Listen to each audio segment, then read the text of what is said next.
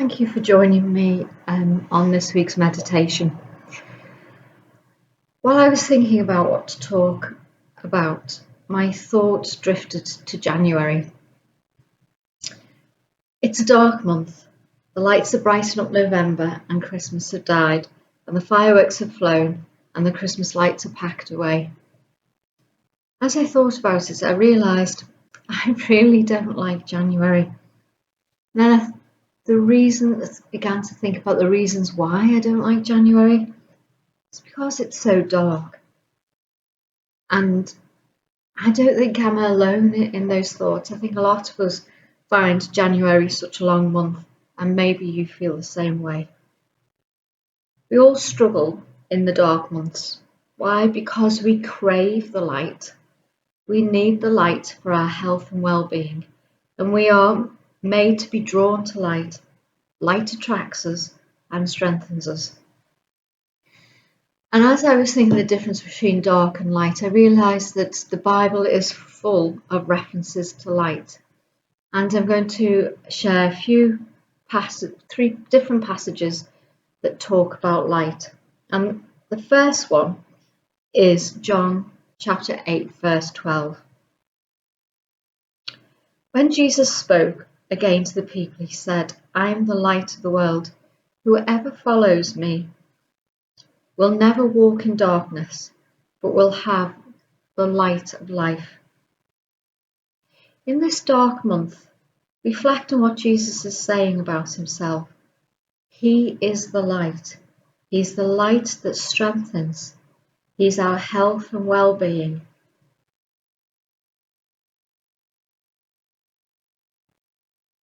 And hear what else Jesus says, and this is from Luke chapter 11. And I'm starting to read at verse 33. No one lights a lamp and puts it in a place where it will be hidden or under a bowl. Instead, they put it on a stand so that those who come in may see the light. Your eye is the lamp of your body. When your eyes are healthy, your whole body also is full of light. But when they are unhealthy, your body is also full of darkness. See to it then that the light within you is not darkness. Therefore, if your whole body is full of light and no part of it is dark, it will just be full of light, as when a lamp shines its light on you.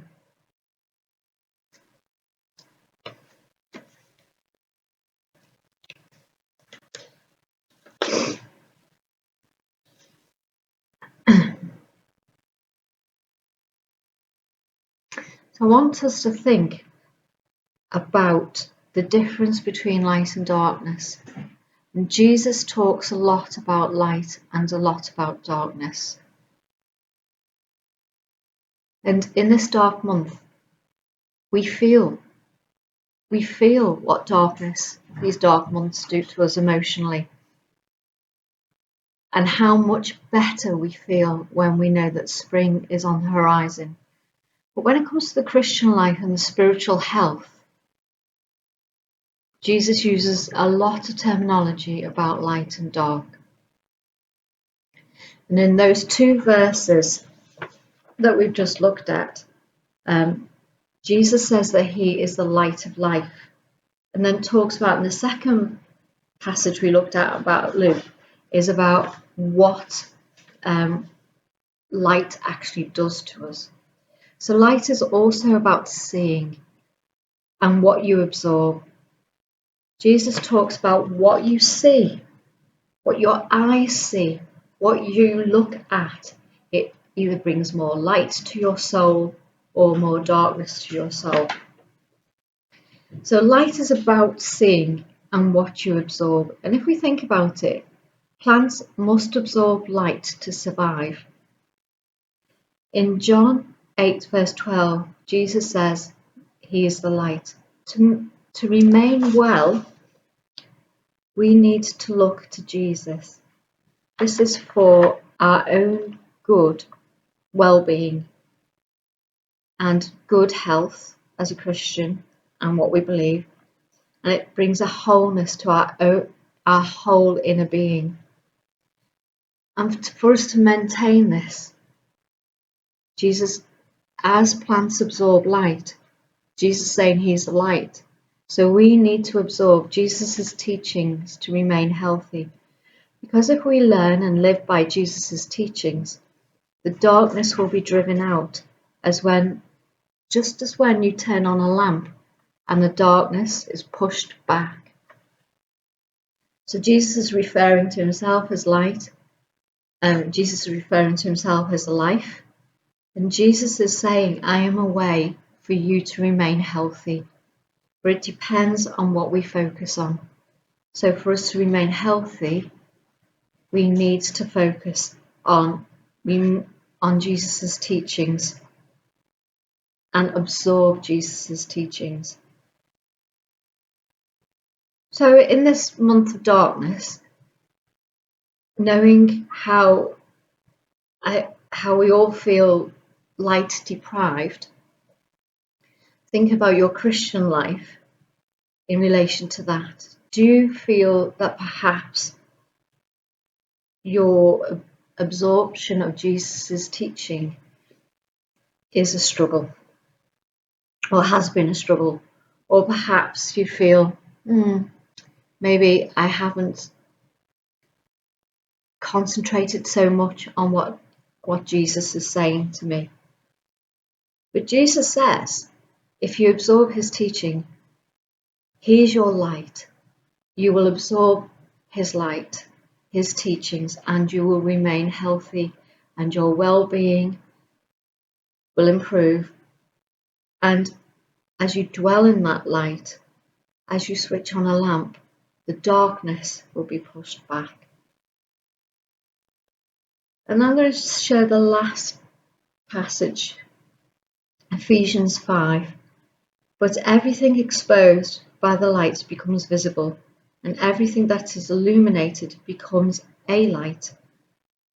This is why it is said, wake up, sleeper, rise from the dead, and Christ will shine on you. When we follow Christ's teaching, we become visible because Christ illuminates us, and we will illuminate the light of Christ. So we are often told to be the light of the world. And often we think we have to strive to become the light of the world.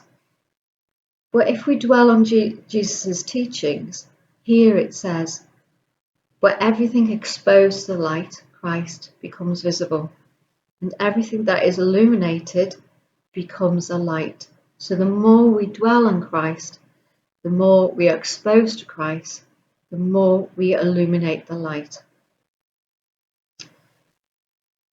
This is an interesting thought. If you think about the sun and stars, they have to have an energy within them to be visible.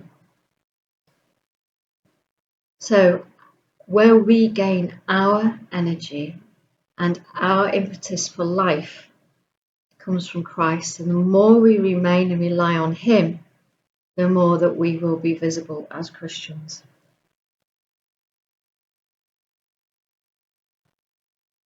So one of the other things when I was thinking about talking about, is this the right thing to share with you this week?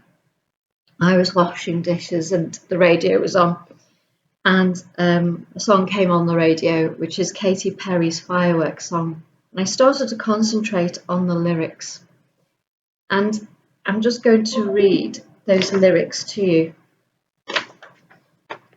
So one part of the lyrics are, do you ever feel like a plastic bag drifting through the wind, wanting to start again? Do you ever feel so paper thin, like a house of cards, one blow from caving in? Do you ever feel already buried deep, 6 feet under, screams, but no one seems to hear a thing? Now, it's not so much these lyrics I want to concentrate on, but these lyrics do demonstrate that there's perhaps a darkness or a struggle in all of us.